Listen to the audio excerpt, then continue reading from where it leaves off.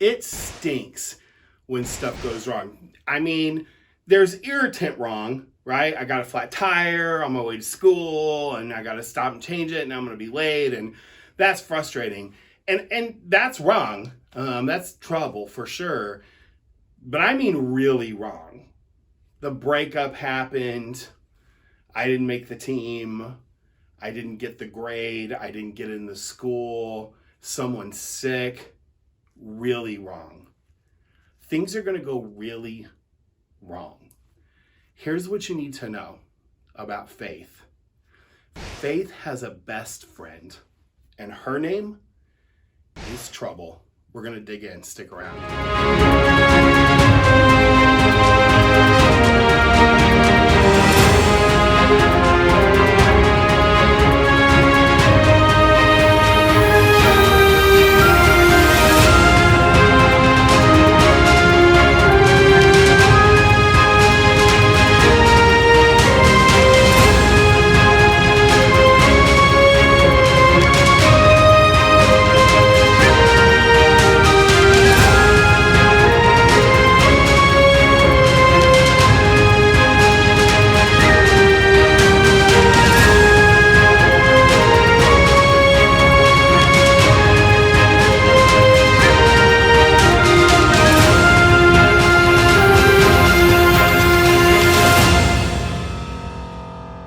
So we're talking about James, the book, not the person, but also let's talk about the person. So the guy who wrote James is actually thought to be James, the brother of Jesus. Side note, wasn't really into Jesus. James was not a big Jesus fan until he was gone. I guess sometimes maybe absence makes the heart grow fonder, I don't know. But at some point, James kind of gets his faith life together and he starts following Jesus. So we are going to be pulling out over these next few weeks. We're going to be pulling out some specific verses from James, but I really want to encourage you to jump in and read the whole book. It's short, it's easy, and it is packed full of really great stuff that we don't want you to miss. We're diving in today into James 1. So let's talk about trouble. So faith has a best friend and her name is trouble. And where faith goes, trouble goes. That's what you need to know. Sometimes people like to think that if you're following Jesus and you have a strong faith and you kind of have your Jesus life together, you shouldn't have trouble. Not biblical. In fact, let's pick it up in James chapter 1. These are what you do when you get old. So James chapter 1, verse 2 says this. Dear brothers and sisters, when troubles of any kind come your way, consider it an opportunity for great joy. Oh, we can break this down. For you know that when your faith is tested, your endurance has a chance to grow. So let it grow. For when your endurance is fully developed, you will be perfect and complete, needing nothing. Okay. I don't know what James is thinking, but I do know who he was writing to. So James says at the beginning of this that he's writing to the Jews, and not just the Jews, but the Jews who are scattered. So let's talk about them for a minute, can we? So the Jews have been through the ringer for probably centuries at this point, where they've been slaves and they've walked away from God and then they've walked back to God, and then they had a king, and sometimes he was a good king, and then there was a bad king, and they've scattered. A lot of them are migrant workers at this point. Like, their life has not been easy. So we know that James is writing from that perspective. We also know that he's writing from the perspective of just having watched his brother being crucified, right? So he's got a lot of life he's lived. He's got some authority as he starts digging into the faith thing. So trouble is coming. If you haven't already had it, you're going to have it. And people are going to tell you that if you have a faith walk, maybe trouble shouldn't be as problematic. Also not true. James doesn't say, hey, you're going to have trouble, just ignore it. Just act like it's not happening. Not what James says. James also doesn't say, trouble's not going to come. Trouble's going to come. So what does James say? James says, trouble is going to come. And when trouble comes, your faith is being tested in a time of trouble. And so let it be tested.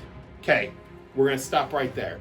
Let it be tested. How many of you raise your hands every day and go, oh, I'll take some trouble. I'd love some trouble. Please give me an extra helping of trouble. None of us do that. That's kind of what James is encouraging us to do here. When trouble comes, let it come. Let the trouble come. Embrace it. Enjoy it. Consider it joy when your life runs amok. That's essentially what James is telling us here. And it's really a fascinating notion because most of us spend our days trying to tamp trouble out. We don't want trouble. We don't want problems. We don't want anything that says we got to increase our endurance. We want something easy. In fact, we did a series a few weeks ago called Idols of the Heart, and I was teaching a session on happiness, and I really got convicted in the midst of that material thinking, wow, I'm pursuing happiness. I've realized after marinating on that and kind of meditating on what Jesus wanted me to learn there, no, I don't. You know what I have as an idol in my life is easy. I want it to be easy. And I don't think that's just my idol. I think we all have that idol. We want it to be easy. So when we got James saying, oh, consider it all joy. It's a party when you have a hard time. I cannot relate. I don't know what that means. I don't want that party. Please do not invite me over. I don't want to have that. But James says, consider it all joy when you face trials of all kinds, because in those trials, your faith grows. And what does faith do? Faith, as it is tested, helps your endurance become better. Why would endurance be a big deal? Well, because if trouble's going to come and you're going to jet at the first sign of it, then your faith is never going to get off the launching pad. That's essentially what James is saying here. Trouble's going to come, and when it comes, embrace it and see it as a great thing. Because when your faith is tested by trouble, they're best friends, they go hand in hand. When your faith is tested by trouble, you build endurance. And once you build that endurance, you hit perfection. Perfection, also not something I'm very familiar with, but I get the concept, right? If you're gonna love Jesus fully and completely, not walking away, not feeling shaky, not questioning whether or not he's for you, you gotta have a moment where when trouble comes, you lean into your faith, you trust God, you build endurance through that hard time, so that when the next hard time comes, you got a foot to stand on. And this was a message specifically for the Jews, because as a people who had shown themselves to be kind of fair-weathered followers, like when it was good, they were there, but when it was tough, they out, it would be important for them to understand the concept of endurance. It's also important for us to understand the concept of endurance. Faith is not an easy show, folks. You got to sit through the hard parts. And what James is trying to teach us here is that sitting through the hard parts is actually what helps you become better at it. Now, let's keep going, because there's some more. If you need wisdom, ask our generous God and he will give it to you. He will not rebuke you for asking. But when you ask him, be sure that your faith is in God alone. Do not waver, for a person with divided loyalty is as unsettled as a wave of the sea that is blown and tossed by the wind. Such people should not expect to receive anything from the Lord. Their loyalty is divided between God and the world, and they are unstable in everything they do. Holy moly. First of all, let me just say, love James. He's a straight talker, and I value that. So, let's talk about where this has gone. James has just flat out the gate said, hey, trouble's coming. You should endure it. And by enduring it, you're going to have a better faith walk. Then he immediately jumps on the back end of that and says, That's not going to be easy. And because it's not going to be easy, you should ask God for help. Now, I don't know if you guys do this, maybe this is just me, but when things aren't going so easy, when times are tough, I'm like, are you looking at this? Do you understand what's happening here? I feel like you're not paying attention. And James basically says, hey, it's okay to ask Jesus some questions. It's okay to lean in and ask for wisdom. I wish I was the guy who was always asking for wisdom. Sometimes it's just the guy who's complaining about my stuff. But I'd love to be the guy who's asking for wisdom. But James says you got to be careful about that, because sometimes when we ask for wisdom, we don't wait very long for the answer, right? So let me tell you a story. Story time. So right now, Katie and I, my wife, most of you have met her, we're trying to buy a house. And buying a house is expensive. And we're struggling a little bit, right? Now, to be sure, this is not a moment where like we're having trouble and it's a big painful endurance test. It's not that. But there are moments where I'm asking God to shine light where it feels a little murky. And then 5 seconds later, I'm trying to wrestle that out of his hand so that I can tell him how it needs to go. And I think that's what was happening with the Jews that James is writing to. James is like, you're going to have trouble. You need to endure. But if you're struggling to endure, ask God. He wants to hear those questions from you. But make sure you're not double-minded. So don't ask him. Don't offer up the question and then immediately take it back if you don't like his answer. That's essentially what this passage is saying. And I am famous for that. I'll offer it up to Jesus all day long. But if he ain't answering it fast enough for me, or if his answer feels a little like chaotic, or maybe he wasn't paying enough attention, you got to ask for wisdom to get wisdom, and you can't be double-minded about it. When you ask for wisdom, you have to wait for the wisdom to come. Most of us are not great at waiting. We want to ask for wisdom, and we want an instant answer. And if we don't get an instant answer about why things are trouble, why is this happening? Why did she break up with me? Why is my mom sick? Why didn't I make that grade? I studied so hard. How come I didn't get into that college? Why do I need to change my major? We ask those questions and then we don't sit in the tension of not knowing very long before we start trying to know it on our own. And James is saying, don't do that. Worse than a wave tossed on the ocean. You're not going to get anything from God if you keep trying to wrestle everything out of his hands. God blesses those who patiently endure testing and temptation. Afterward, they will receive a crown of life that God has promised to those who love him. And remember, when you're being tempted, do not say, God is tempting me. God is never tempted to do wrong, and he never tempts anyone else. Temptation comes from our own desires, which entice us and drag us away. These desires give birth to sinful actions, and when sin is allowed to grow, it gives birth to death. Oof. Again, with the straight talk, James. Holla somebody. So, James has said, endure, ask questions if you need to. Don't try to wrestle that back out of his hand. And then understand that this stuff that is coming down the pike is a moment where God is going to give you a promise down the line. You might not get it right this second. You might not get it in 5 minutes. But God has something for you. He has a reward for you. When you face trials and temptations, don't say, hey, God's doing this to me. God's doing this to me. Say instead, God is refining me. God is building me. He's preparing me. He's fixing me. He's making me who he wants me to be. I'm just going to tell you something.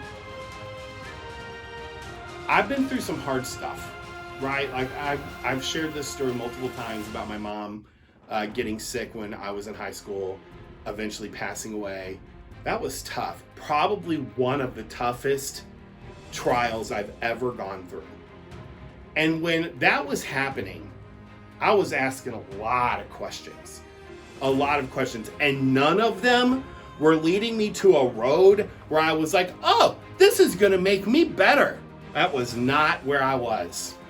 So it's tough to read a passage that says, hey, you got to lean into those, ask some questions, but be patient, because the answer may be a long time coming. And when it comes, it's going to be for your betterment, even when it's tough. Listen, these are tough words. These are hard words. They're beautiful words that cut like a knife. It is not easy to face anxiety on your own. It is tough to watch loved ones go through cancer treatments. It is horrible when the person you love and thought you would be with for the rest of your life breaks your heart. In that moment, you're probably not feeling the love. You probably are not thinking about what's coming down the line. But Jesus sees it from a 50,000 foot view. He sees it all. And he knows what's coming down the line. And I'm going to tell you something. Like, I would never say, wow, it's such a good thing that my mom died. But I will tell you that God has done some things in my life that he would never have been able to do, at least in my human way of thinking. He would never have been able to do if she hadn't. I wouldn't have let him. I wouldn't have even known to lean into those moments without that. So do I love it? No. Was it hard? Yes. Did I endure it? Sometimes. Do I see now, 45 years later, wow, maybe God was doing a thing there? Yeah, I do. Do I wish it had been that way? No, I don't wish it had been that way. But I trust that God is writing a story for me that I can't see the end of. And that's essentially what James is trying to bring about here. God's writing a story that you can't see the end of. So when faith brings trouble to the table, you got to lean in. Because all the things that you think are happening right now might not even be what's happening right now.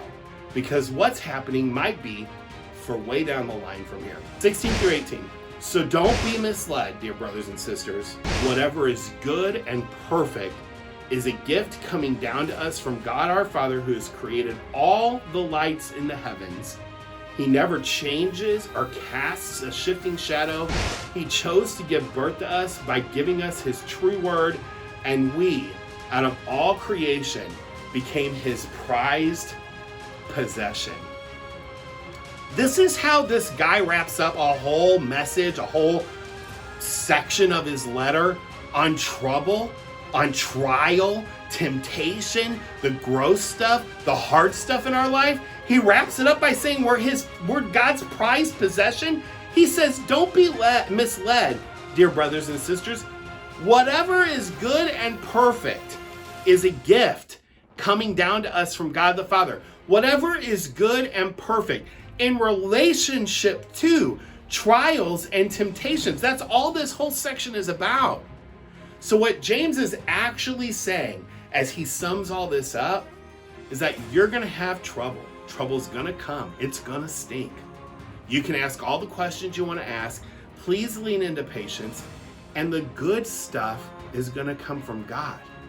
Meaning, sometimes the good stuff is wrapped up in the trial or the temptation. That just sounds so counterintuitive to who we are and what we believe about God. Like, he wouldn't want us to suffer. No, he wouldn't want us to suffer, but he would want us to become more faithful. And if suffering is a part of becoming more faithful, he might allow some crud to happen to us. He might want our faith to be developed by enduring something hard. And maybe sometimes enduring the hard thing is the good and perfect gift that is coming from God. It says in Romans 8:28, all things work for good for them who are called according to his purpose. If we are his prized possession, sometimes the tough stuff is going to work for our good. Might not feel like it in the time. We might have to lean in. We might have to endure some stuff. And what James is trying to say is that when you endure, there's a moment where the next time there's trouble, endurance doesn't feel like it takes so long. Hey, what's up, friends? My name is Nick. So excited to have you join us for this video. And we just want to let you know that we are a local church in the DFW, Dallas-Fort Worth area. And if you're local to here and you're in 6th grade through 12th grade, we would love to invite you to come check us out Wednesday nights in person or Sunday mornings. But if you're not, or if you're just not ready to do that, we also want to let you know that we love interacting with you here online. So whether it's these long form videos or some of our YouTube shorts, or hang out with us over on TikTok or Instagram, we are hoping to provide inspirational, creative, fun, silly content every single day, ultimately all with the aim of helping you take meaningful next steps in your faith to Jesus. If there's any way and anything, any prayer that we can offer for you as a pastor, we would love to invite you to do that. Hit us up in the DMs or shoot us a message some way, somehow. Until next time, thanks for hanging out. Thanks for watching this video. We're excited to be with you.